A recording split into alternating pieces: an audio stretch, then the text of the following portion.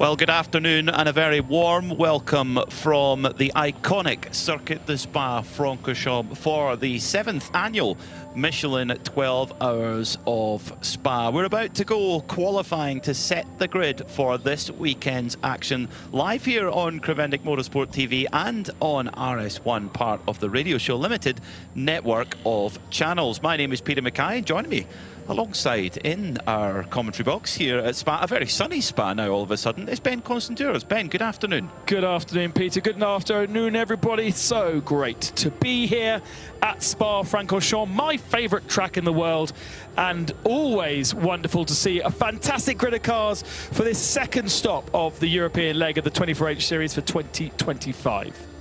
That is the one thing that makes the 24H Series so special, is the list of iconic circuits that we go to. We kicked off the season just under a month ago at Mugello, where we had dry, we had wet, and we had everything in between. Might we get the same thing here at Spa? Quite possibly. We also go to the Italian seaside in just over a month's time in Misano, and then to the blazing heat, surely, of Paul Ricard in early July. And then, of course, our traditional curtain call, which is the 24 Hours of Barcelona at the Circuit de Barcelona, Catalunya. Lots of racing still to go and a wide open field of machinery across all of our classes. Now, weather is always a talking point here at Spa. When we arrived yesterday, it was pretty wet. It's been raining all through the night, and when we arrived this morning, the track was very, very wet. The teams have had quite a lot of wet track time, but very, very little dry track time. But the weather this afternoon really come quite nicely, Ben.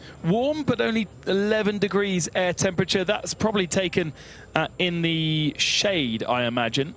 And so there could be more warmth in the tarmac, where we've got darker tarmac. Obviously, this circuit completely resurfaced after last year, before last year. So the race last year was on a different surface to this year.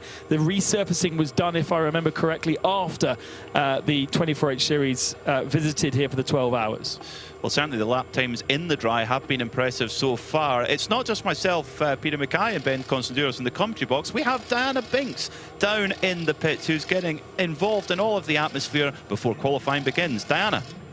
Yes, just waiting for everything to get underway here down in the pit lane. The teams are now firing up the engines on the cars, so they're going to be heading out onto the track very soon. Now, you were talking about the weather a minute ago, but it's sunshine down here now, and it's actually quite warm. So clouds still in the sky. I think some of the track is still a little bit damp, but everyone's ready for this qualifying session. So this will be 3 15-minute qualifying sessions, and then the team's drivers come in, change driver, and it has to be a different driver in each session. So they'll get a 5-minute break in between, just have a quick debrief chat and decide what their strategy is for each session as they go out on track. So we'll be keeping you up to date with what's going on as the cars are now starting to make their way down to the pit exit.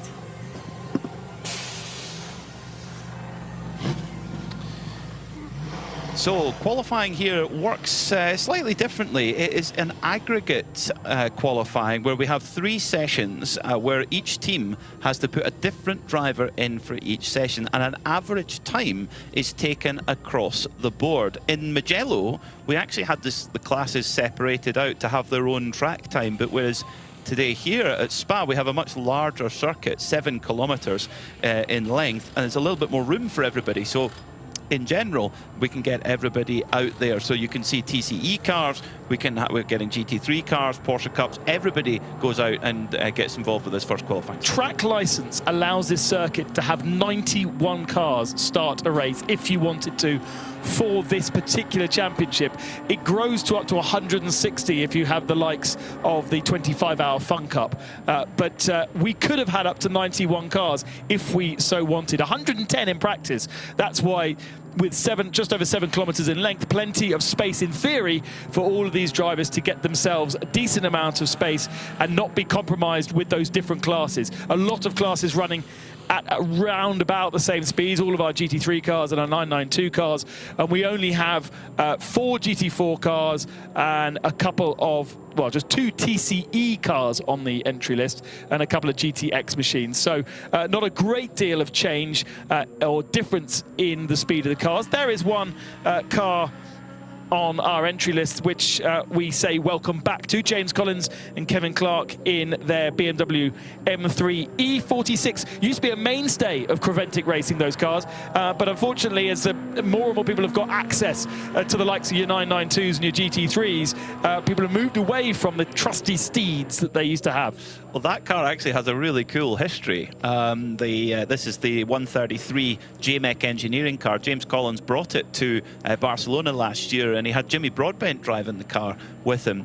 And that car is actually, it used to live in Scotland. It was owned by a guy called Ian Bonthorne, who raced it in Scottish Mod Sports and Superlap Scotland Time Attack. So it went from being a Time Attack car to a 24-hour racing car.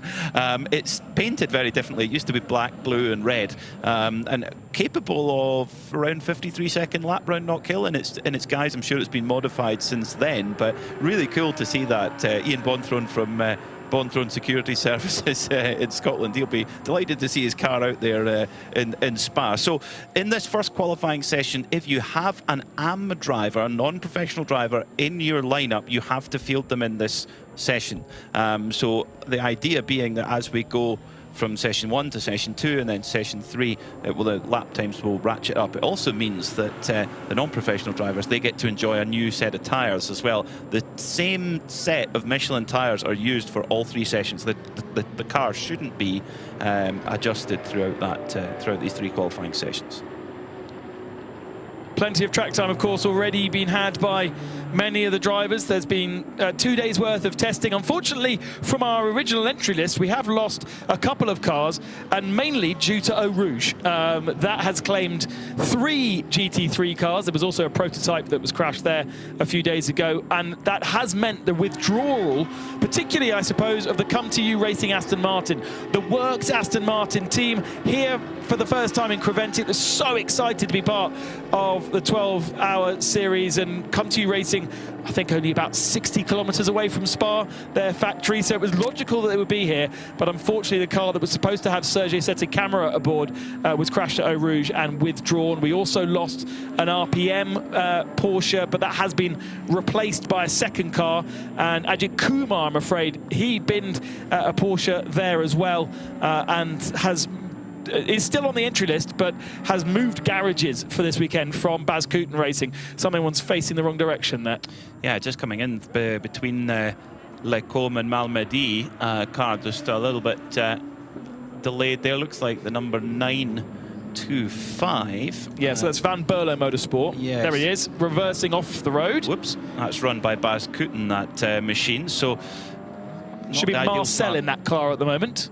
You don't get a great deal of laps here with only 15 minutes in a qualifying session. It's a long lap around, you know, at the best, you know, be well, in a full dry lap, we should see down to maybe 2:15 today. We saw 2:16 in a sort of drying free practice earlier on. So, you know, you're only going to get out and get a handful of quick laps in. So you've got to get on with it and get out there and put the lap times. It's such a shame for Come To You Racing with their Aston Martins, Ben, because they came to Dubai with 2 cars and they didn't have the luck at all. And then when I saw them on the entry list, I thought, that's great. The reigning Spa 24-hour winner. Well, yes, also come to this 12 hours of Spa, and yeah, it's just not gone their way. The teams and drivers, they've had a lot of chance for track time, but it's been fully wet all the way through. The only dry running they've had was about half an hour, 45 minutes or so in free practice earlier on. So this is a little bit of a voyage of discovery for many of the drivers. There's due to racing, they go to the top of the shop with a 2:25.542,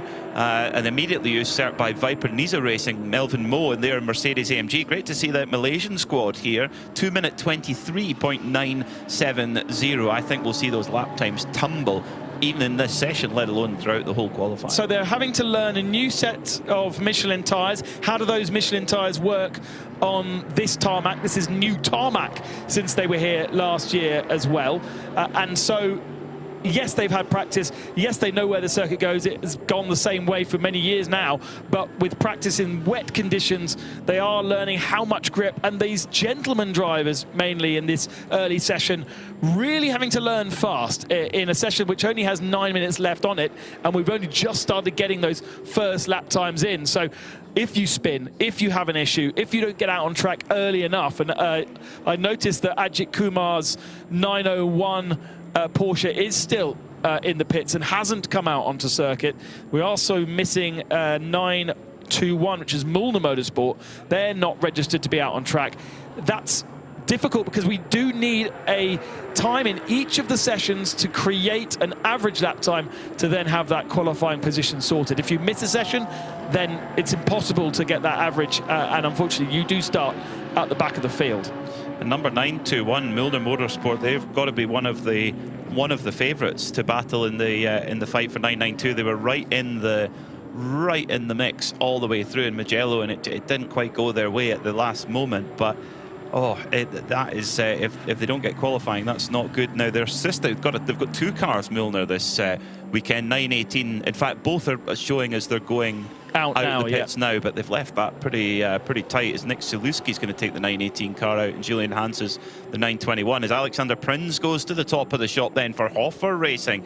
2:18.462. Now we're starting to get some lap times. His second overall in a Porsche 992 Cup car, Fabian Dans, the AMM-graded driver in the Red Camel Jordan's car, who immediately gets put back to fourth as Herbert's come through with Ralph Bowen. Now this number 91 Herbert car, a little bit different. It's a new evolution of the Porsche GT3R. It's actually running as a prototype this weekend, and in fact it's just disappeared off the timing screen right now.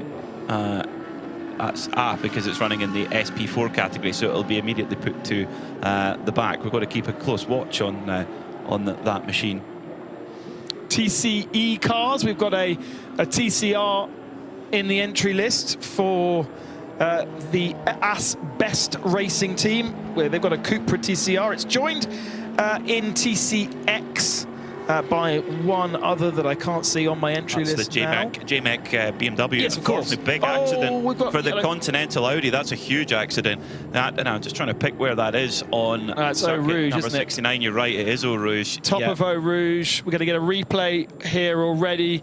Runs the curb on the entrance, runs the curb on the exits, get a little twitch in the middle of Radiant, and a classic Eau Rouge accident, I'm afraid, spits you off into the barrier on the outside where the pit lane comes in, and that is red flag the session with 6 minutes and 40 seconds remaining, which gives everybody enough time to get back into the pits, back out again when we resume this first session. I would think that's pretty good news as well for Mulner Motorsport as well. Just allows them to kind of get back going again.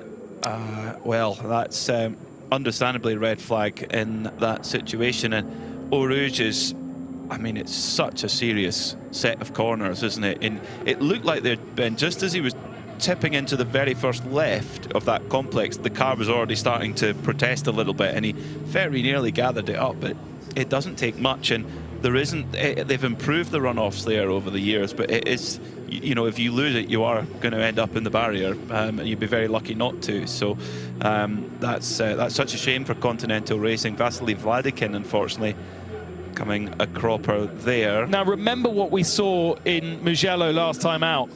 It does take these Michelin tyres, especially in colder conditions, a bit of time to get up into temperature. We're looking in the pits with Ajit Kumar's new colours. We've got to get used to this grey machine run by Red Ant Racing now. A change in the early part of the weekend, and actually Diana's down there. Why have they not come out yet, Diana? They had, Ben, I've just been into the garage, just come out as you were talking about it, but they've had a throttle issue, so which meant that they had to drop the engine to do the repair that they needed to do. So that's why they were looking like they were just changing engine. It wasn't just the engine, it was another issue.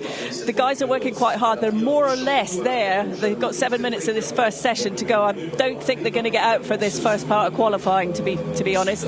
But the driver's behind, one of the drivers is behind the wheel, ready and waiting to go.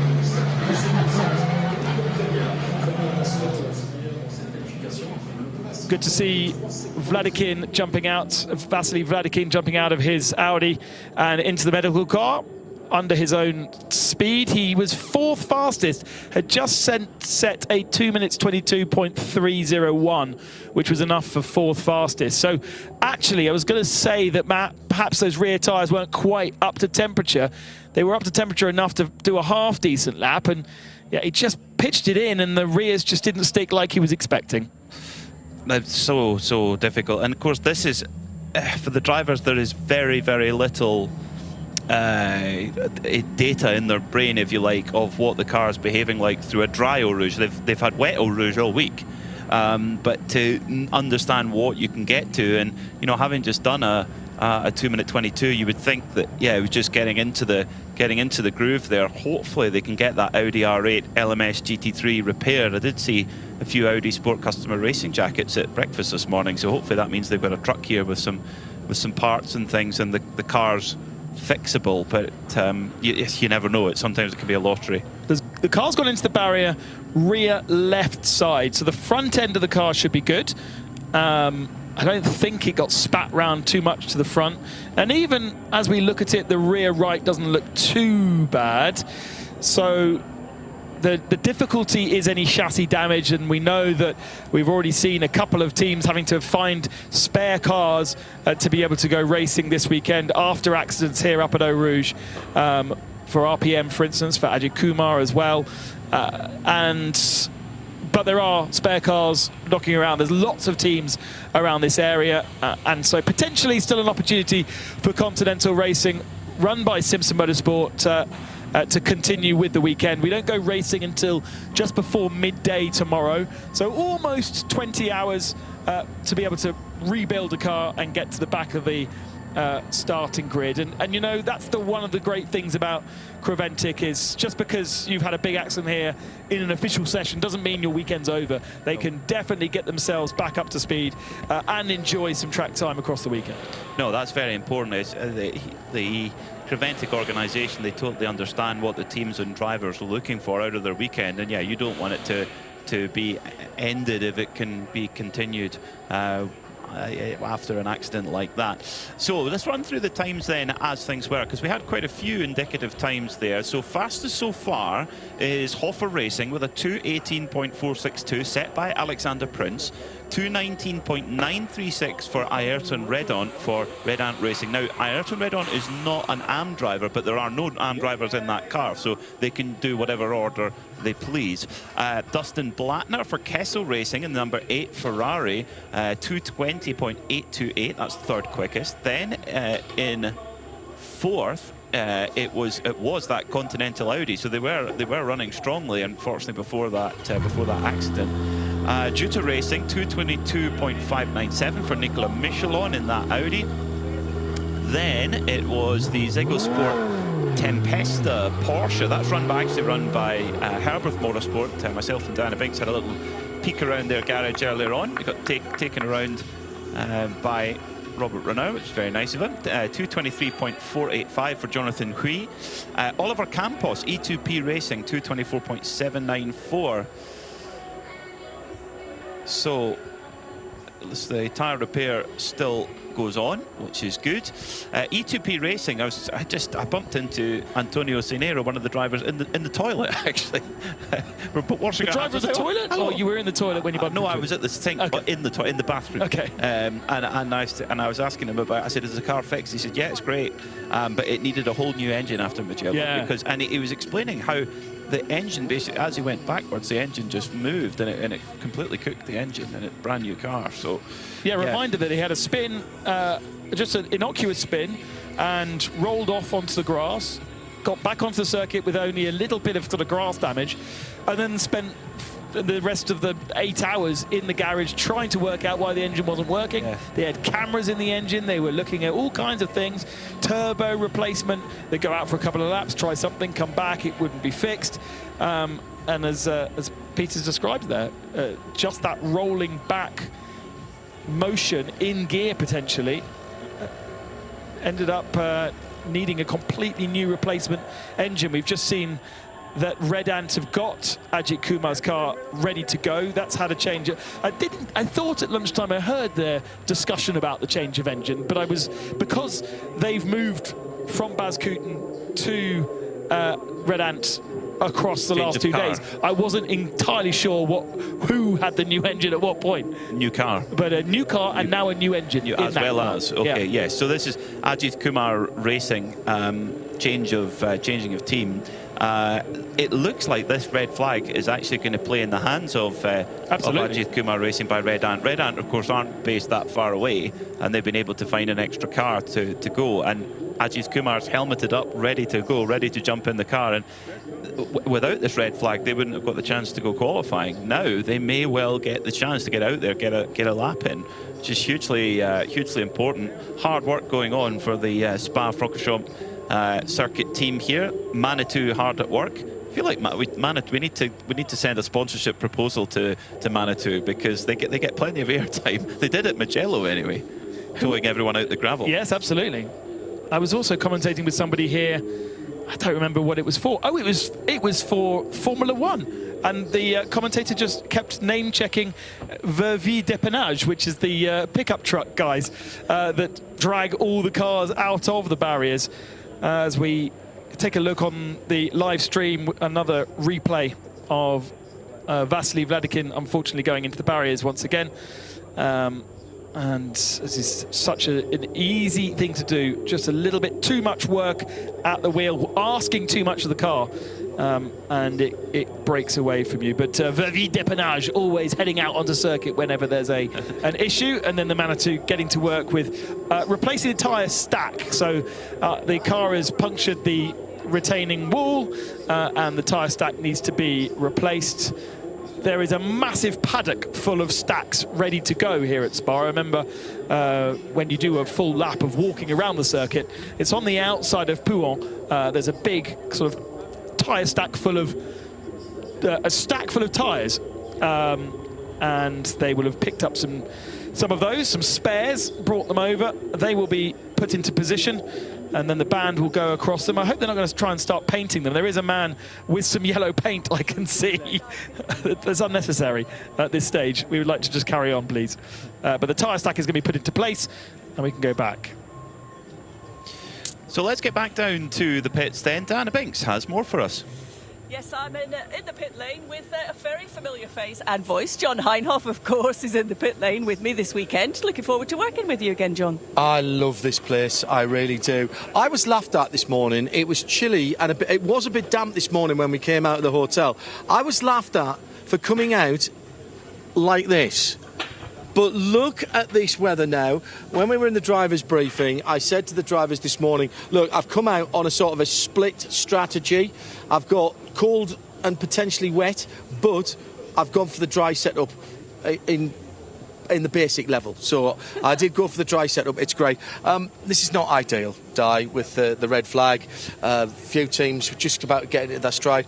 There's still 2 sessions still to go, of course, but it's going to be interesting to see what happens. This circuit is absolutely superb, and this is the best weather they've had all week. It's going to be like this across the weekend. I'm going to stay being positive. I think the weather forecast said around about 18, 19 degrees Celsius with a chance of rain. I'll take the 18 and 19 degrees Celsius, because as you know, we don't have to wear the pit lane fireproofs here, because all of the refuelling is actually done right at the end of the old endurance pit. The rain I can do without, but as I said this morning, if it does rain, I'd rather have wet legs, because your skin's waterproof. Otherwise you'd soak up the bath, wouldn't you, when you got in, rather than damp jeans. So I'm staying with this. I'm going with this. This is my weekend look, and we are looking forward to a splendid weekend of racing. I can honestly say you will never get me in shorts in the pit lane. I can guarantee that. It's not something people want to see either. So I'll stay with that. John, I was talking to some of the drivers earlier before qualifying got underway, and sort of really talking. We know it's a 12-hour race that we're going into, and some drivers are of the mind, it's not overly important where we qualify, because so much can happen and will happen during the race. And I understand that. And yet it opens up the strategy, doesn't it, in terms of where you qualify. You get a better rundown through the first few corners, through the first few laps, which tends to mean that you've got a far better opportunity than to be in with a shout later on. Now, ultimately, you might say, and I would go with this train of thought, that the last hour or so on Saturday before we come to the break, so after that first 5 hours of racing, that's where you need to find your pace, and you have to be on the lead lap in class at the end of that. We saw it at Michelin, didn't we? The fantastic drive back by, it was Jake Hill in the Era car, and I've just been talking to Jakey actually and congratulating him on that.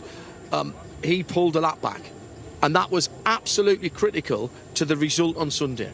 And that will be exactly the same here. The slightly longer part of the race is on Sunday, the 7-hour part of the race. And if you have got the pace and you can use it on Saturday in that last hour, hour and a half, that's when you have to be fast. But opening that up, as I said, you've got to have a car that's straight, that's tracking well, that's wearing its Michelin tyres well, and therefore that means staying out of trouble. Where are you going to stay out of trouble?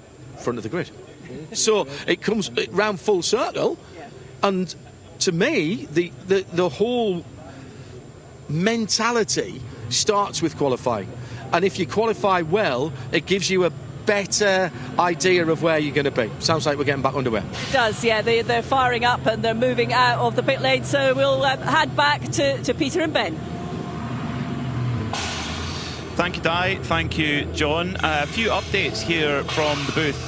The qualifying 2 and 3 sessions, which will be coming up after this, will be only 12 minutes instead of 15 minutes. Now, that's really quite key because you've got so little time to get out there, and you'll only be able to get 3 flying laps in, maybe 4, possibly. You know, really, by the time you get up there and get the tyres up to temperature and pressure, it's very, very tricky indeed. There were a few lap times disallowed during that opening spurt of qualifying, which went on for about 8 and a bit minutes or so. The Seb Lejeune Porsche 992 had a track limit infringement, lap time disallowed. The 91 Porsche had 2. That's Ralph Bowen really stretching the track limits. The 909, that's one of the Porsche Cup cars, that's Red Camel Jordan's Fabian Dance.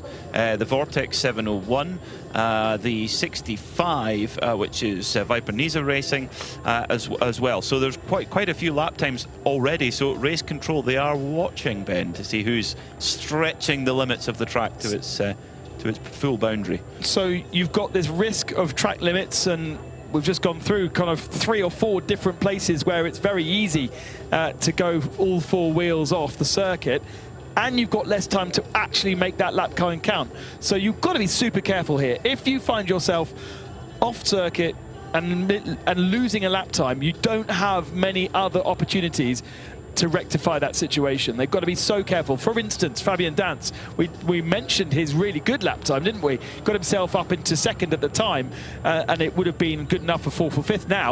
Now he has no lap time on the board. Now we have to start afresh. There's about 6 or 7 cars in that situation that either have very slow lap times because that was their warming up lap, or they have no lap times at all. Ralph Bowen, obviously, because he's lost a lap time. Fabian Dance has lost a lap time. Both the Mulner Motorsport 992s didn't set lap times. Ajay Kumar Racing didn't set a lap time either. Scuderia Praha, the Ferrari, and Lisa Clark in her Ferrari did not set lap times at all.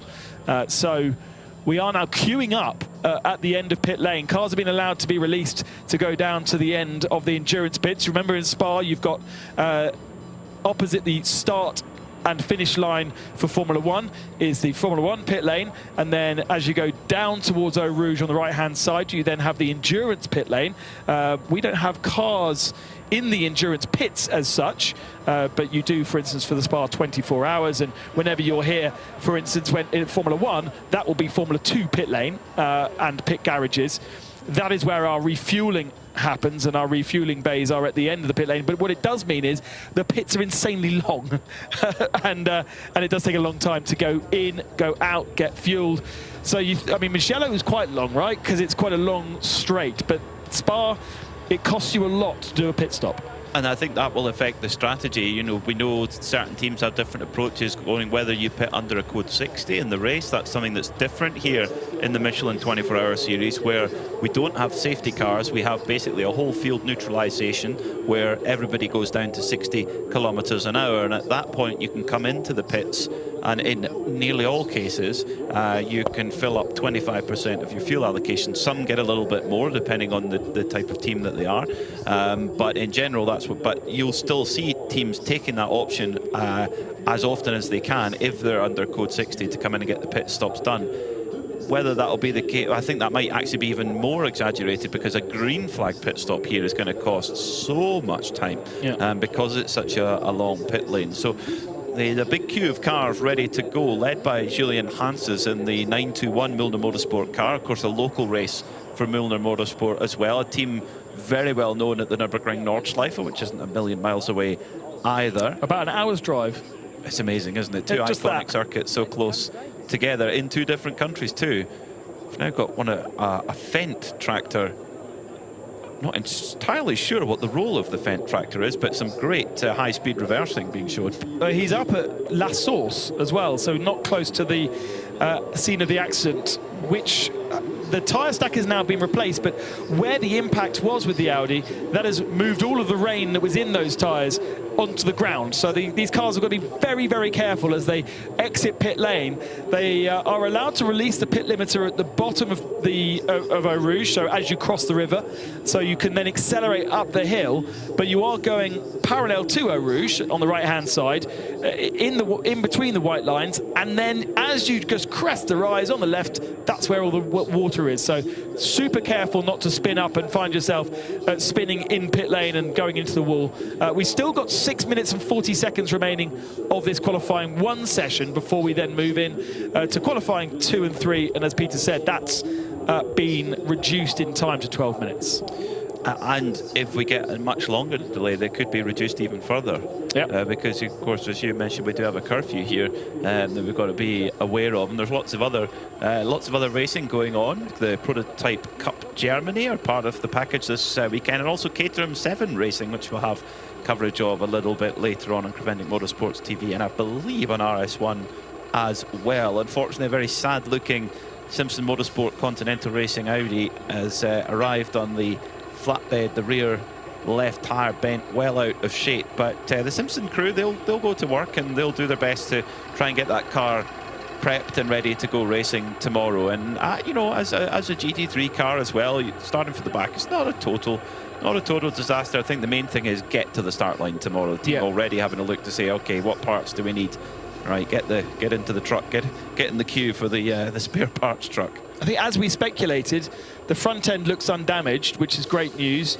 Haven't managed to have a look at the rear right. It's the rear left that's taken most of the impact. The annoying thing for Simpson is they're not a local team, so there's so many Belgian, German teams that could be going back to their factory or easily getting spare chassis or parts from home. Simpson Motorsport, UK based, it's not like they're going to be driving overnight back to the factory and getting themselves a spare car. So if they need a spare car, then it's going to have to come from somewhere around here. I wonder if come to you have still got an Audi's knocking about. They used to have a lot. Excellent point. Yeah, then possibly is already John Hindhaug's having a look in there. But Diana Binks has got an update for us on this very car, the number 69 Continental Racing Audi. Di. Yeah, Seb, our cameraman, is watching what's going on as the car's being taken off that truck. But Alistair from the team, from the Continental Racing by Simpson Motorsport, looks not in a good way when you see it on the back of that flat pack. But you've just had a very quick look and you just said to me it's not as bad as it looks. Well, we've got to bring it into the garage and inspect it properly. We need to see what needs repairing, because the priority is we need to put a safe car out tomorrow. So first of all, it's going to be a lot of work for the lads over the next few hours, see where we're at, and then we've got to make a decision on the best steps for tomorrow's race and whether we can get back out. We hope to be out, but for now it doesn't look brilliant. It doesn't from this side, as we just see some of the bodywork coming off the car now as your team are sort of dealing with what they need to. What was the sort of feedback from, I don't know which driver was behind the wheel actually when that happened? So the feedback was that he didn't actually say anything on the radio. We checked he was okay. We got back from that. He's obviously gone back off in to the medical centre. Julian, team manager's over there, just making sure he's okay now. And yeah, we'll see what happens from here.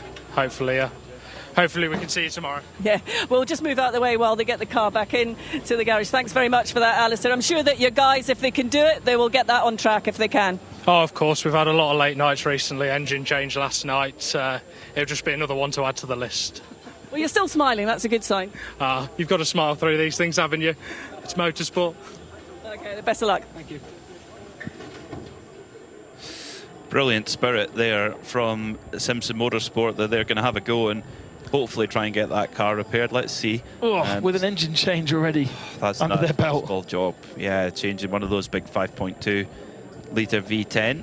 There's the crew still just getting all the tyre stacks ready, and the thing is that has got to be absolutely right before we send cars back going again. We have had a notification that in just around 4 minutes time the track will go green again, and they've now informed us that there will be no qualifying 3, so there'll be a long qualifying 2 session, but there will be no qualifying 3 session. How that affects which driver is allowed to take part in qualifying 2, you probably know the rules better than me, Peter, but qualifying 2 usually has... It's free after that. It's free after that. The only restricted session, if you like, is this one, session 1, where if you have an AM driver, you must put them in the car. However, if you have a car full of AM drivers, obviously, put whoever you like in when. But so that could definitely change the strategy. So there could be some drivers quickly getting their helmets and gloves on right now, because there's lineups like Aero Motorsport, for example. They potentially could have been putting, they've got to run Dwight Merriman in this first session, but then they've got the choice of Kyle Tilley, Jake Hill, and Ryan DL. You would think that they would have had, they would have had Jake Hill and then Ryan DL in based on their gradings. But now do you put Ryan DL in, or do you the thing is, Jake Hill's been so impressive, but then there's lots of examples of teams up and down the road now where they might have been putting their professional driver in the final session. Now they might bring that forward. So let's see. Diana needs to have a look in the pits to see if anyone's tossing coins or playing rock, paper, scissors, because I imagine for some teams it will be a little bit like that. As you say, I'm not sure who I'd put in between Ryan DL and Jake Hill. Jake's got plenty of experience around this circuit in classics, not in GT3s, because he is quite new to the world of GT3 racing. Last weekend he was at the members meeting at Goodwood driving Cortinas, and then he's been testing British touring cars in between times because they had their launch day. So he's been in all kinds of machinery. But there is lineups across the board. What about the venture team where you've got Matthew George and Matthew Higgins? They're kind of equal, basically. So I think the only way to decide is a bit of rock, paper, scissors. That's where the team manager's got to have conviction and say, right, in you get, off you go. I would think that Herbeth Motorsport, they'd likely put Lauren Heinrich in for their number 91 SP4 class Porsche 911 GT3R. If you're wondering what on earth is an SP4 class, that's a prototype class. So the new version of the Porsche 911 GT3R, of which we have a few in the field this weekend, that is an evolution version which hasn't actually been officially homologated yet. It's still a prototype effectively, and will be homologated for the 2026 season, and it's in testing at the moment. It is very much an Evo kit, so it's a set of parts that you apply to an existing car. But that they're testing it this weekend. We saw it with the BMW M4 before it was officially homologated. We saw that run at the Sebring 24 Hours in 2021.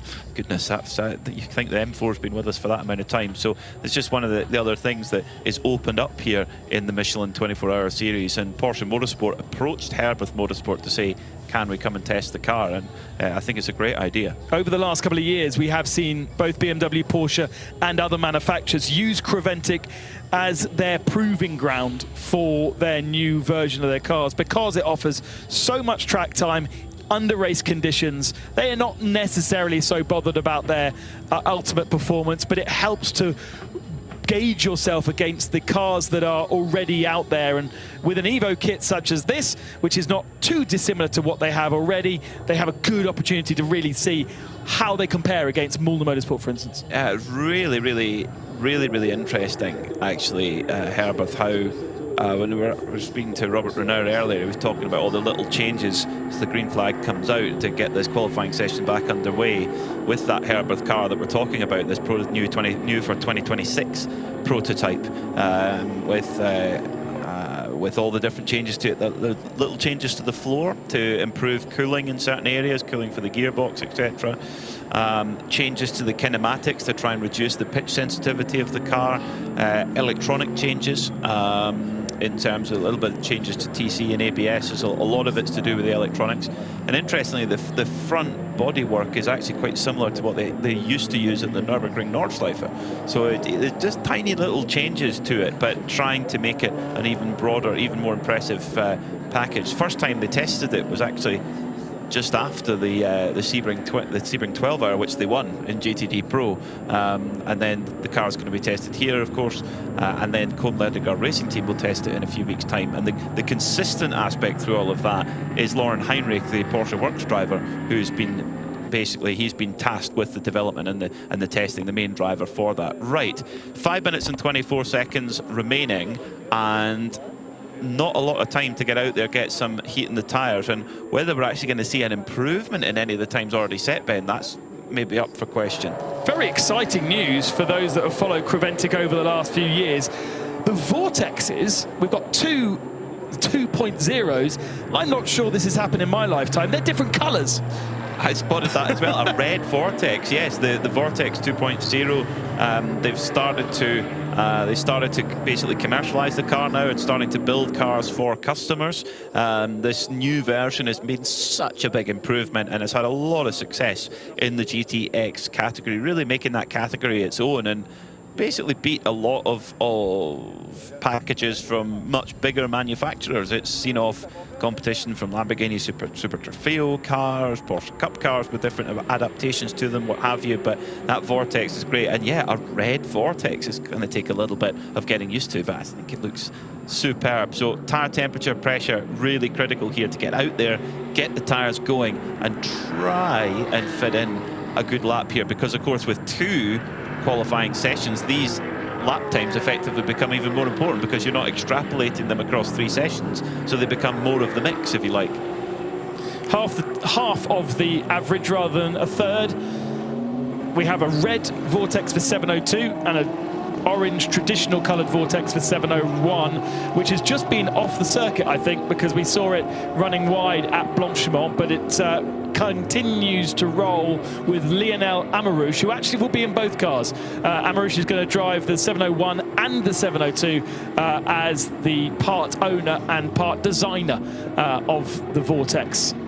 And the customer is Julien Bollet and Alexandre de Bernardis in the 702 red machine, and more well-known names, Philippe Bonnel and Cyril Calmont in the 701 for those of you fans of Vortex. But now, I don't know if you can, but they're going to try and get some fast lap times in.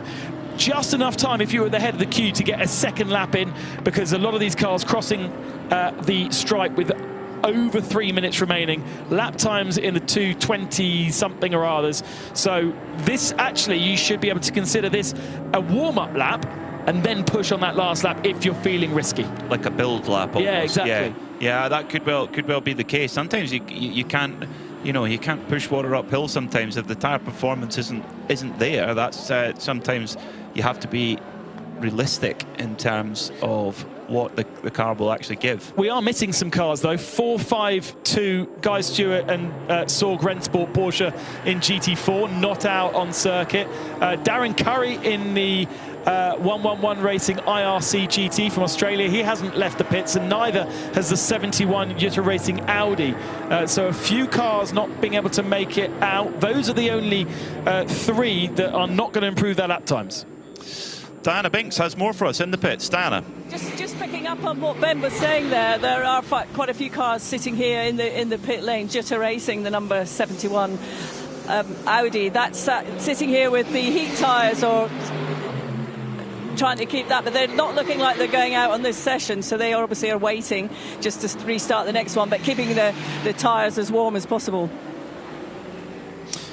Other thing to note is that you are not allowed to take those tyres off during this session, nor changed them. And unfortunately, car 23, which is Michelin Racing, that's the second of the Michelin Racing cars that was entered into Mugello but never exited the pits. Terjen Haugen and Paolo Roberti, they've been given a 10-place grid penalty for fiddling with their tyres during that red flag session. Whether they remove them by mistake or necessary, but unfortunately they will lose 10 places on the grid. That's just, yeah, one of the unique rules you've got to be on top of. It's Kevin Clark in the TCE TCX BMW E46. I tell you, it's truly bizarre for me seeing this car on circuit, given I've seen it compete at Knockhill, win its class in time attack events, the Superlap Scotland at Knockhill, and now it's here at Spa going through Eau Rouge with a totally different paint scheme on it. But yeah, it does bring a smile to my face. They're in basically a head-to-head battle with the TCR Seat Cupra Leon. At the moment, it is JMIC Engineering with that BMW who sit on top of the shop, though. But they're all chasing at the top class in GT3. They're all chasing Alexander Prince's benchmark, which is 218.268.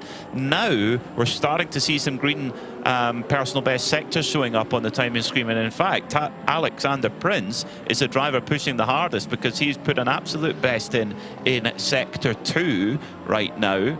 So could this be an improvement from Alexander Prince as we have 4 seconds left on the clock? So checkered flag is waved now. So if you've already crossed the line, this is your last chance then to see who can get on provisional pole. Of course, it will be averaged out. And Prince is coming to the line now, so he won't get another lap time. He has to make this one count. The number 11 Hoffa Racing takes the checkered flag and does improve to a 2:17.76. But almost every car behind him is improving and going faster. Mulder Motorsport getting themselves up into 4th, but Melvin Moe in the Viper Nisa Racing Mercedes, not that far off Alexander Prince, just 0.4 of a second, slotting into 2nd position.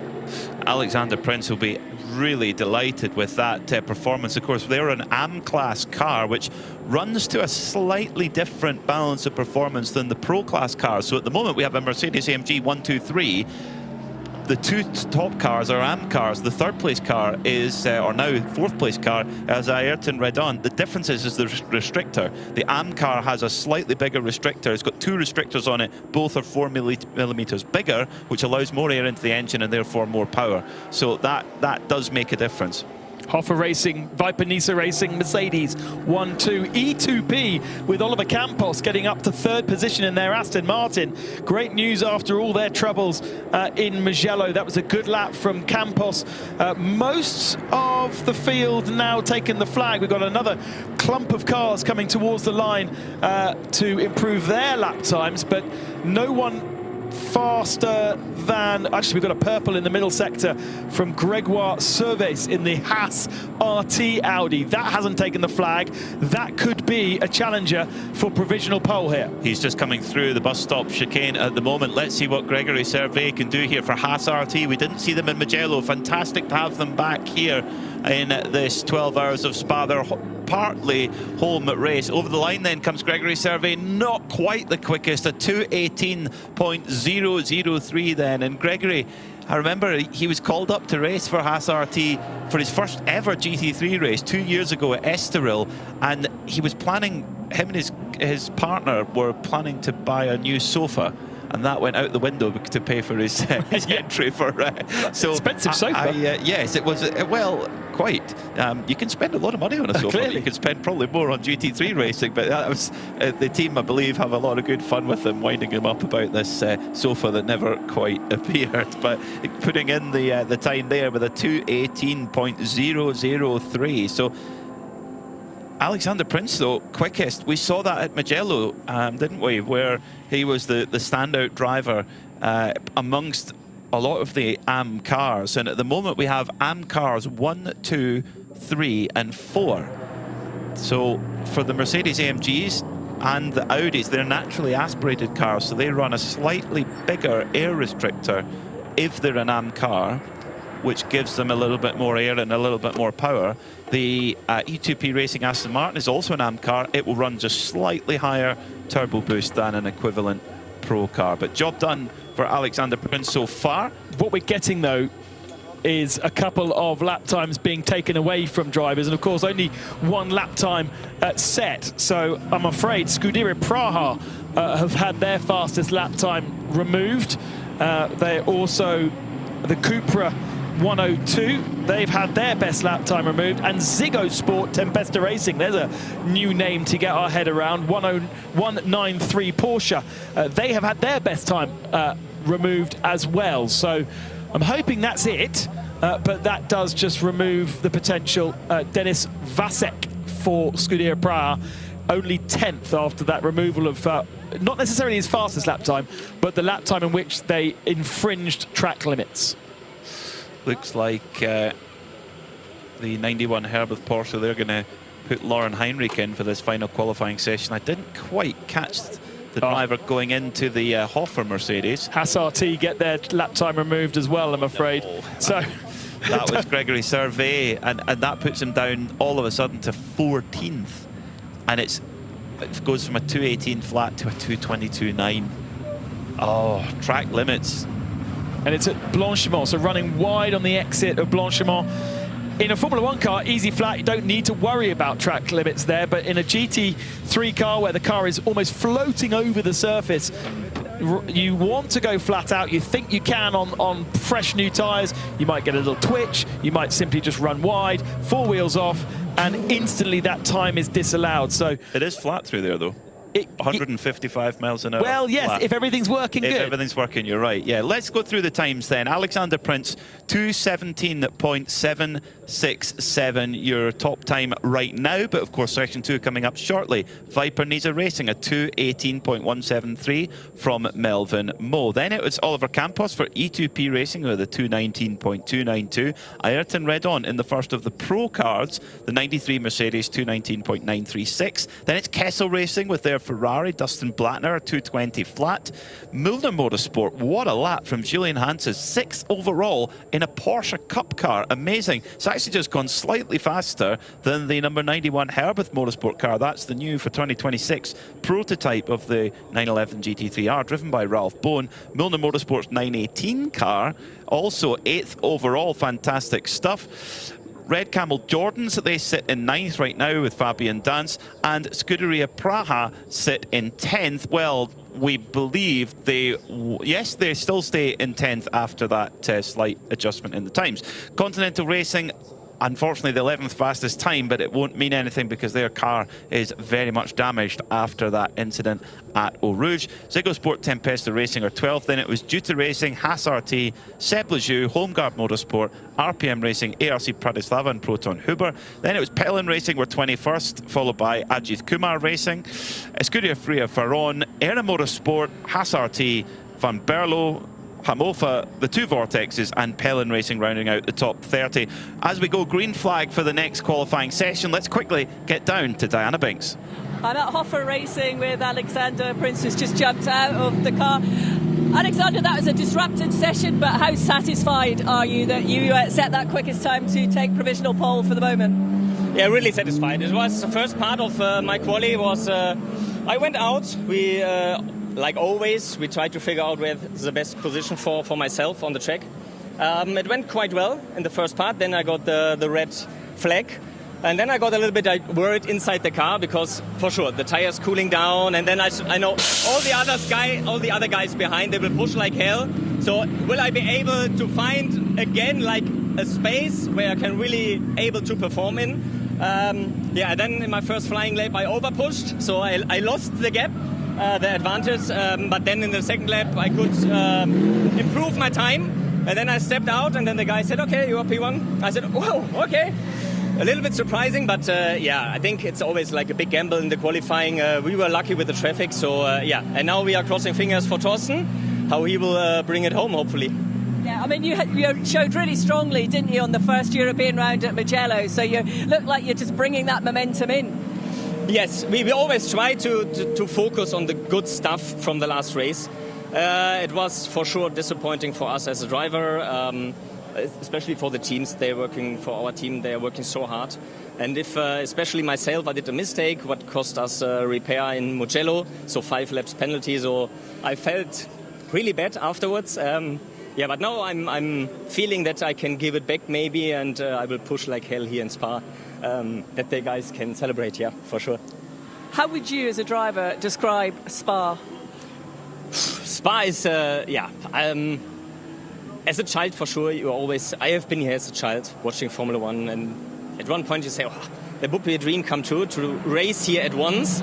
Now I have the chance with Hofer Racing to do it with a GT3 car, an aero car. It's just thrilling, but at the first day you arrive here, it's also that you feel like you have a bit more respect. You always have respect for the tracks, but here in Spa it is like special. You know for sure you can be like a hero, or you can lose it all and look like a dumb beep. It's just pure fun to race here in Spa. It's really nice that Creventic is always get the challenge to bring here a race for us as teams. I really enjoyed it. It's pure fun, especially now when it's getting dry, a little bit more sun, hopefully. Also for the spectators. So yeah, I really enjoyed it. Alexander, thank you so much. Thank you. Thank you. As I leave you down here in the pit lane, guys, it's the flashes of sunshine that we did have through the clouds has gone, and I'm afraid it's a few dark clouds around us now. It's okay. We've only got 11 minutes left of our qualifying session, so let's get on with it. And we've got our most experienced drivers, in theory, out on circuit right now. So imagine that the live timing is going to develop quite a lot across our 11 minutes left of the session. Purple laps coming in from Lauren Heinrich in the SP4 Herbert Motorsport developed Porsche.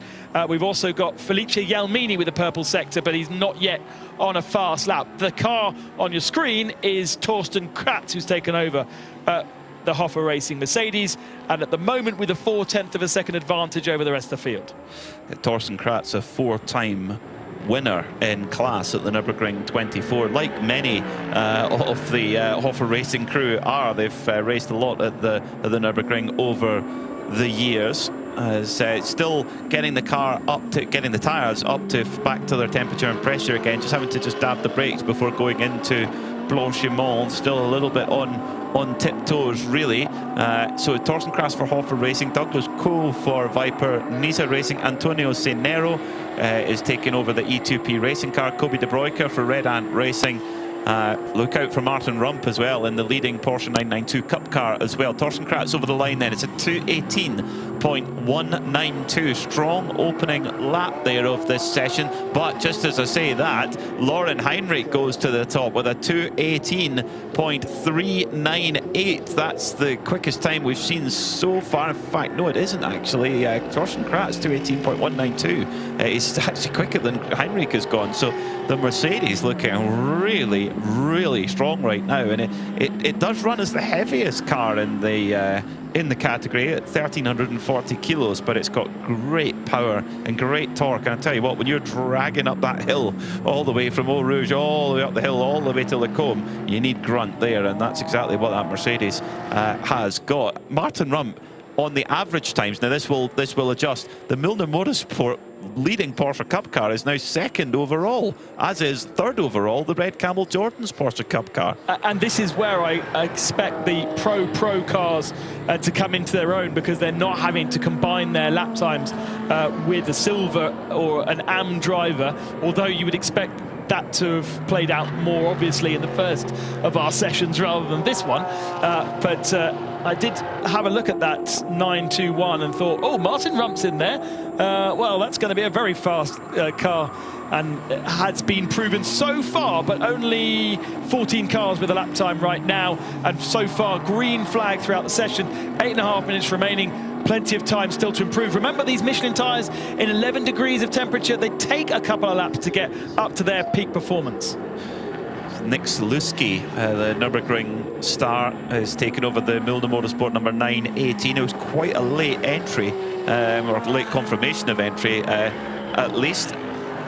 And at the moment, they're sitting 7th in class as Lauren Heinrich. This is very much his baby, the new evolution of the 911 GT3R.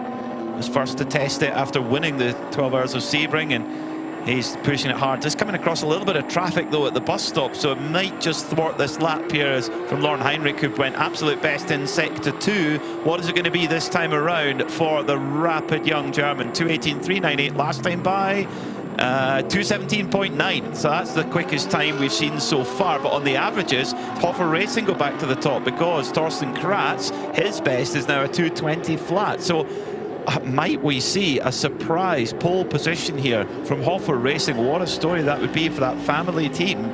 But Kobe De Bruyker for Red Ant Racing has just gone up into second, or has brought the Red Ant Racing car up to second. So it's Hofer Racing from Red Ant, from Herberth now, E2P in 4th, and Ziggosport Tempesta Racing, run by Herberth, that is in 5th right now. To emphasise how good that lap time was from Alexander Prince, he is still the fastest person in both qualifying sessions. Nobody has gone faster than the 2:17.7 that he was able to do in qualifying 1. It also shows that I think we can expect more from this second session in these later laps once the drivers have got their temperature back into the tyres. But remember, they've not got new tyres, so they're not able to, you know, extract brand new tyre performance, whereas Alexander Prince did. That's true. Yeah, that's true. I don't know how much wear they'll have had in these very low temperature track conditions. So Klaus Bachler also going quick, got held up a little bit, or it went away from him slightly at the end of the lap. He had gone absolute best, as we got the best lap best lap so far of anybody in the qualifying session. It was just Jake Hill with a 2:17.671, but actually that was quickly usurped by Paolo Roberti in 2:17.495, and that is in the old 488 GT3, the twin-turbo V8. A car that we saw sitting in the garage in Mugello was on the entry list, but they weren't comfortable with racing in the changeable conditions we had in Mugello, so chose to sit the race out. So great to have that number 23 Pelin Racing car now on the entry list and part of racing conditions. And remember, that was a car that had its best lap time taken away, so Roberti now sits in 9th position in the average times with 2 combined. Proves just such a good performance he was able to do. I thought we were going to see a better improvement from the number 2 Haas Racing, the Haas RT. They've got 2 cars in the field, but Tom Jackson ends up in 13th position. A change at the head of the field, the 91 back up to 2nd spot. So Lauren Heinrich over the line then, 2:17.553 the last time by. That's his personal best of the session so far. That puts Herberth up into 2nd. Now, with being in the SP4 class, they may well not get to start there. They may start behind all the other cars, but they're here purely to test and to develop that new Evo package for that 911 GT3R, and that Dazzle camouflage livery, black and gold Dazzle camouflage. Of course, Herberth, they're kind of become known for their black and gold colours, which they had such success with last year. Unfortunately, getting yet another track limit infringement. It's for the number 56 Scuderia Praha car, the Ferrari. That's a Joseph Kral, and that puts that car quite far down the order. In fact, all the way down to 34th overall. So Joseph needs to get a shift on and get a good lap in. And it's for turns 19 and 17. That's where the monitoring seems to be happening. We're not getting any lap times being deleted from the early part of the lap, from Pouin or from Eau Rouge Radiant, where we do tend to see cars running off the circuit up there, but it has to be verified by a race official. It isn't an automated system, and there is a race official monitoring and watching cars going 4 wheels off and then reporting that to the stewards. And it depends on how many officials you've got to be able to cover how many corners. And it looks as though they're doing turn 17 and turn 19. Traffic for our fastest 2. Kratz and Heinrich on the same part of the circuit, coming through the end of the lap with 3 minutes and 40 seconds remaining. And Heinrich was on a blazer too. Yeah, I think this is not going to be improvement, whereas De Bruyker and Antonio Saintero in the Aston Martin both could be improving from 3rd and 4th. Well, I mean, for E2P Racing, their Mugello could not have gone any worse. They've been running in previous seasons they've been running the older version of the Porsche 991.2. I mean, quite an old car, and doing the best with it. And then this year, new program, brand new Aston Martin Vantage AMR, and the engine goes in the first event. I mean, how can you count for that? So a great lap here from Antonio Cenero will put him up onto 3rd place there. So great job from the young Spaniard. All Spanish team, of course. It's the E2P is Escuela dos Pilotos, which driving means school. Driving school, yeah. Or school for drivers, maybe more accurately. Christopher Froggatt sets the best lap time we've seen of anybody across both sessions. 2:17 flat there for that driver in the 193 Ziggo Sport Tempesta Racing. I've got a feeling about them this weekend. They've got a good driver lineup. They've got Luke Hartog in the car. Got a great team running the car. Herberth know how to set a Porsche up to win here, particularly, and strategy-wise, they really know how to run a winning car in 24-hour series racing. So let's see. But with this could be it. 2 minutes with 2 minutes 12 left on the clock, and the 29 Ferrari, the Pellin Racing Ferrari, is in the gravel trap. Unfortunately, now that'll be Gelmini, won't it?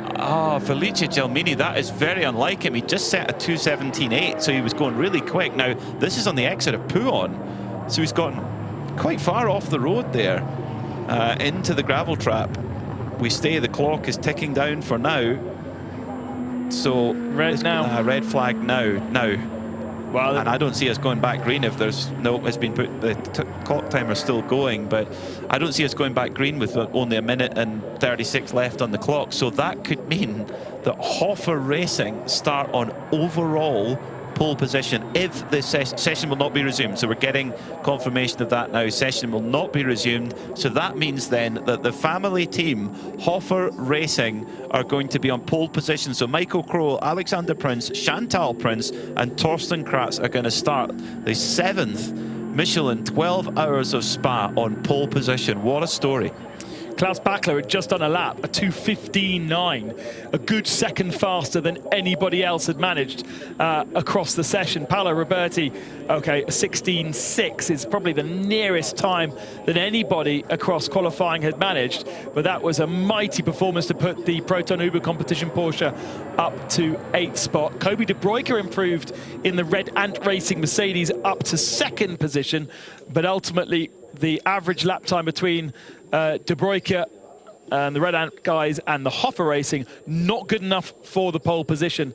And unfortunately, with that red flag, I think there was a few people were still building on laps. Tom Jackson in the Haas RT number 2 was on a probably an ultimate best as well for that car, but they have such a slow qualifying one that they would not have improved massively.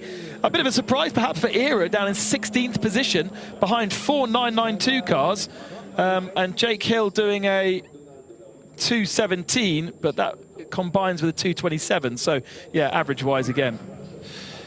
What a story for Hofer. The absolute joy breaking out with Alex Prince and Torsten Kratz doing his job. Bear in mind, this is an all-AM car, and they are going to start on pole position. What a story. And Red Ant Racing as well. You know, this is their first year with the GT3.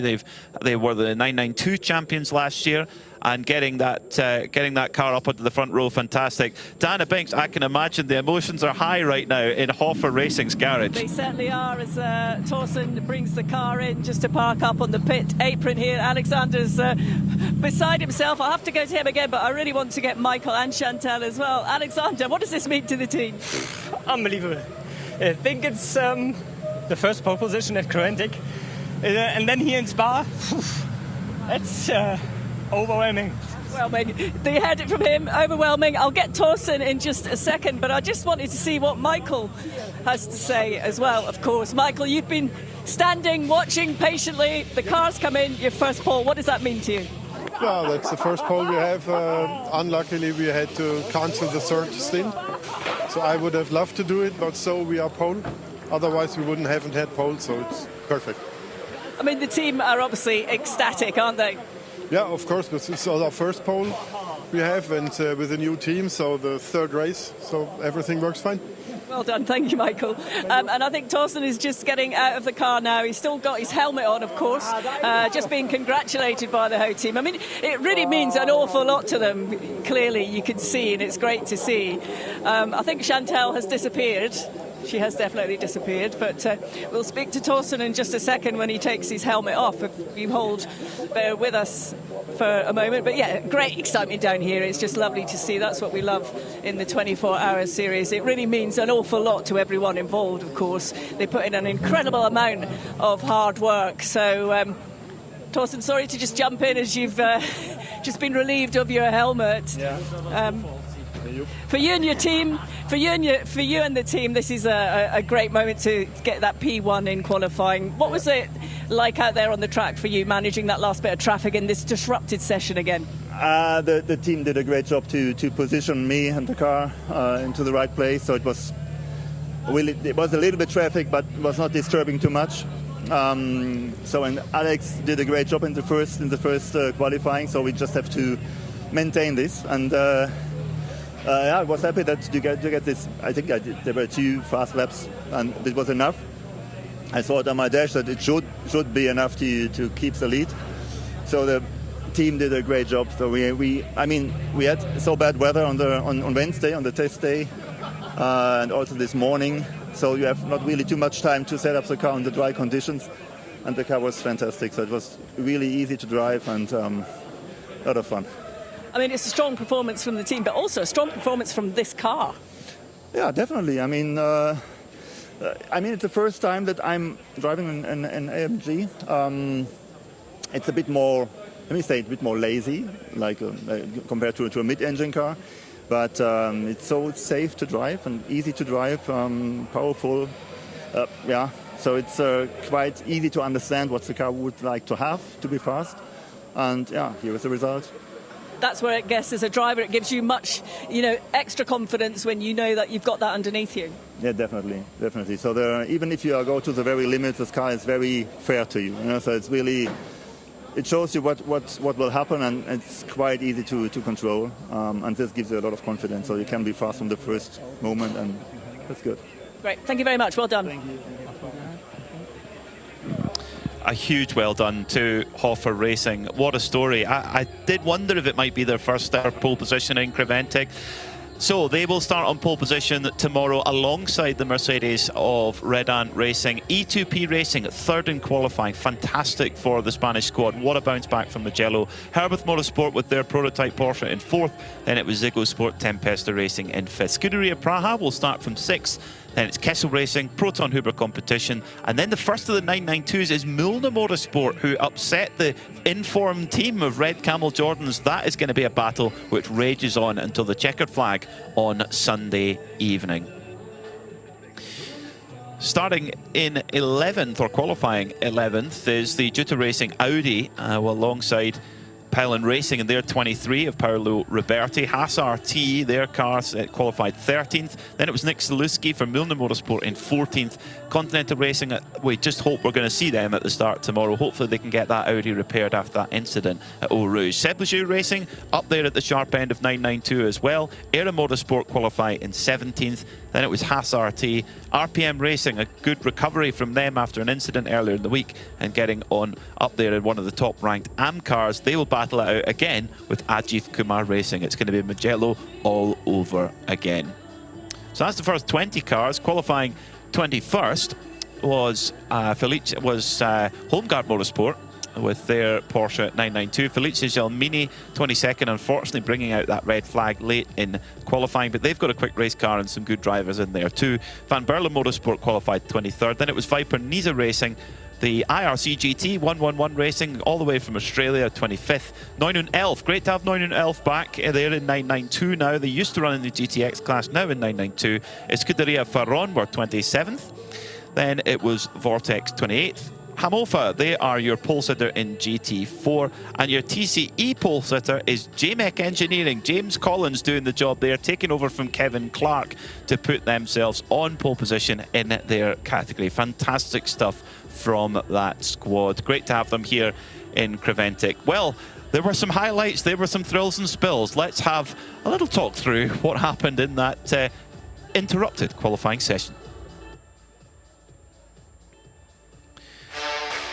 So all seemed calm at the start of qualifying, with nice sunshine, although the clouds are just starting to come across now here in Spa. But unfortunately, the tiniest error had the biggest consequences for Continental Racing. Vasily Vatikin ending up in the barrier. Red Ant Racing, amazing job to get the Ajit Kumar car back and going again and ready for this qualifying session. Hoffer Racing, Alex Prince did his job by putting in a red-hot lap time on new tyres. And then, of course, quite a gap until we got back out on track, and it was down to Torsten Kratz to do the business for Hoffer Racing, despite some superstar drivers being in the lineup. It's Hoffer Racing, the family team, who are on pole position for tomorrow's Michelin 12 Hours of Spa.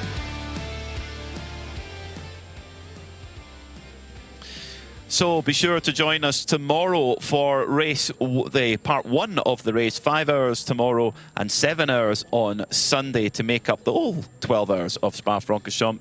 We'll have all the coverage here on Creventic Motorsports Live TV and on RS1, part of the Radio Show Limited network of channels. Local time, 12:50 tomorrow. We'll see you there. Goodbye.